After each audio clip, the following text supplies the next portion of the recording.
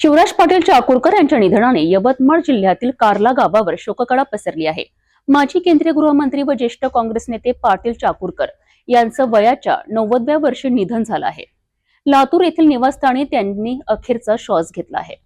माजी केंद्रीय गृहमंत्री आणि काँग्रेसचे ज्येष्ठ नेते शिवराज पाटील चाकूरकर यांचं निधन झालं। मागील काही दिवसांपासून ते प्रकृतीच्या समस्यांनी त्रस्त होते। उपचार सुरू असताना त्यांनी अखेरचा श्वास घेतला। यवतमाळ जिल्ह्यातील पुसद तालुक्यातील कार्ला गावाशी त्यांची विशेष नाळ होती।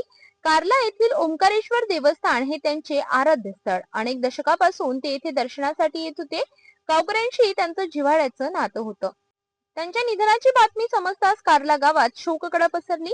नागरिकांनी ओंकारेश्वर देवालयाबाहेर जाऊन त्यांना श्रद्धांजली वाहिली। शांत, संयमी व उच्च नैतिक मूल्य जपणारे पाटील चाकूरकर हे देशाच्या राजकारणातील मोठं नाव होतं। गावकऱ्यांनी सांगितलं की त्यांच्या उपस्थितीमुळे गावाला नेहमीच एक वेगळी उभारी मिळायची।